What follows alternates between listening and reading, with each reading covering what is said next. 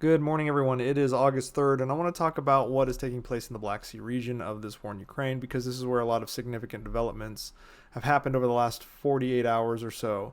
First and foremost, starting with some news on the blockade that Russia has instilled. If you remember, Russia has a blockade that basically runs like this to keep Western or any vessels other than obviously their allied nation vessels from resupplying or getting the grain or anything in or out of Ukraine. However, over the last 48 hours, a few flagged vessels from Israel, Greece, and Turkey/Georgia have ran the blockade. The Israeli vessel was named the AMS-1, the Greek vessel was named the Sahin-2, and the Georgia/Turkish vessel was the Yilmaz Kaptan. And they sailed through the Bosphorus Straits and proceeded to attempt to port in Izmail up the Danube River. So we'll kind of zoom in on that a bit here so we can get a better look at the region. So on the en route to this port, the Russians intercepted the civilian ships and decided they were going to make threats. They didn't do anything. They made no actual attempts to stop them. They just over the radio made threats and called them names, etc., but did not stop them. In fact, the Russians knew that overhead there was quite a few NATO aircraft patrolling the area. The first was a U.S. Navy P-8 patrol plane. We also had a U.S. Army Challenger, as well as which does surface scanning, radar surface scanning, and they had an RQ-4 Global Hawk drone in the area, as well as an E-3 early warning AWACS system overhead. All of these overhead monitoring the situation as these ships came into the port system of Izmail of Ukraine. Now, none of those planes carry weapons in general, but it's safe to say that if a Russian sailor sneezed in the region, the U.S. would know about it. However, that doesn't mean these aircraft were alone. Off the coast of Romania, or near Romania, in Romanian airspace, were Italian Eurofighters and Romanian F-16s prepared to respond to any kind of actions if necessary. Now, the three cargo ships really made no effort to hide what they were doing. They all switched on their radio transponders, making their location and their course visible. They responded to all radio traffic in accordance with international and maritime rules. And anyone who could access the internet or had ship tracking capabilities were able to see what they were doing. But rather than address the ships of, honestly, let's be honest, superior nations, Russia decided to strike the port in Izmail. So kind of zooming out again, we can I'll point you to where that is over here. So Izmail is right here. And they decided to strike from the Crimean Peninsula with missiles as these Russian ships were tailing the civilian cargo ships.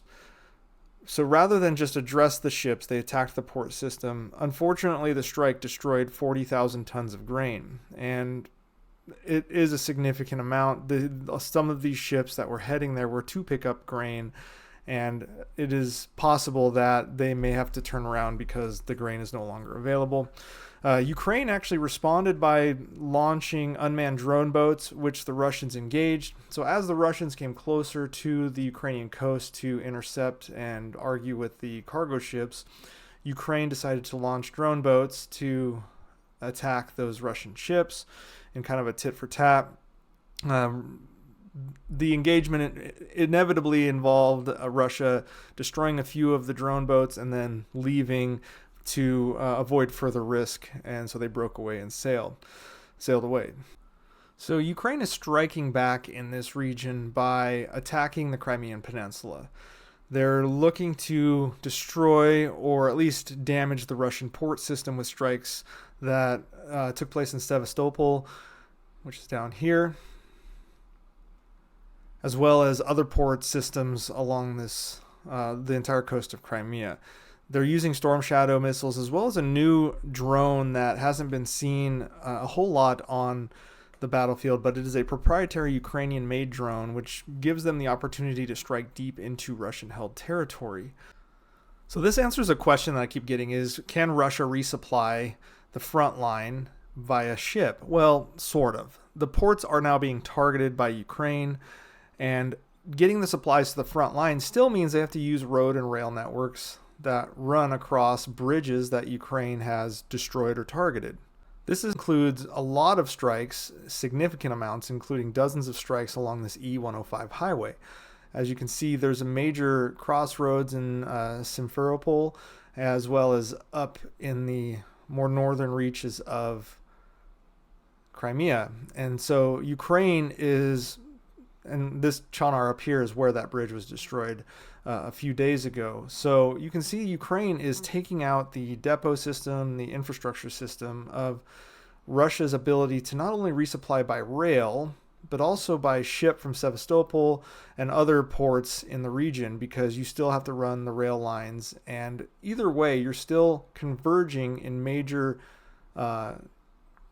crossroad towns and cities that can eventually reach the front line. So as I zoom out, you can kind of see where these major crossroads are taking place: here, here, here, and then over here. And Ukraine is hitting these zones heavily, which makes it virtually impossible for Russia to move supplies to the front line. And as I've said before, this means that the supplies need to come from the Russian mainland to the east here and then filter up, which is not sustainable for Russia, especially since this whole region here, this whole portion is.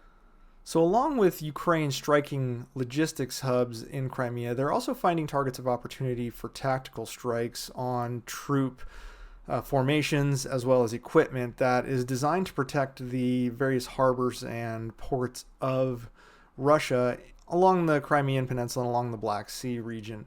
So when you look at it, there's this island called the Dzerlach Islands right here, and there's a harbor and a gulf that Dzerlach kind of covers for Russian operations. And Russia had troops stationed here in order to defend this region with missiles. There's a lot of missile defense capabilities in this region right here on this island system. So you can see the region I'm talking about. And the Russians were stupidly holding formations in this area. They were conducting, training out in the open, conducting physical training, PT. I'm going to pause it right here because you can see the trench system. The trench system exists down here. And so they've created this trench system, but they are clearly not using it at all. And so, again, equipment out in the open, troops out in the open, holding formations. The Ukrainians saw this taking place. And even worse, they were holding these formations at set times. The Russians were holding formations at set times for some reason. And it allowed for the Ukrainians to conduct strikes. And you can kind of see these strikes taking place in real time from a Ukrainian drone. And pretty stupid policy here for the Russians. I can tell you from experience, you never hold formations in a war zone. And I get that the Russians probably thought they were near the front line, so they were safe, but they aren't. This stretch is only about 75 kilometers from the front line, well within range of the HIMARS and other missile systems provided by the West.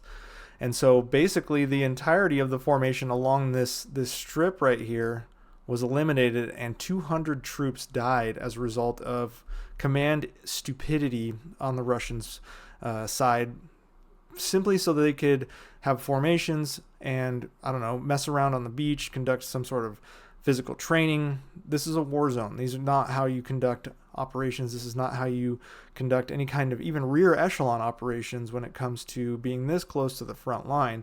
And frankly, stuff like this is why Russia has experienced 250,000 casualties to this point.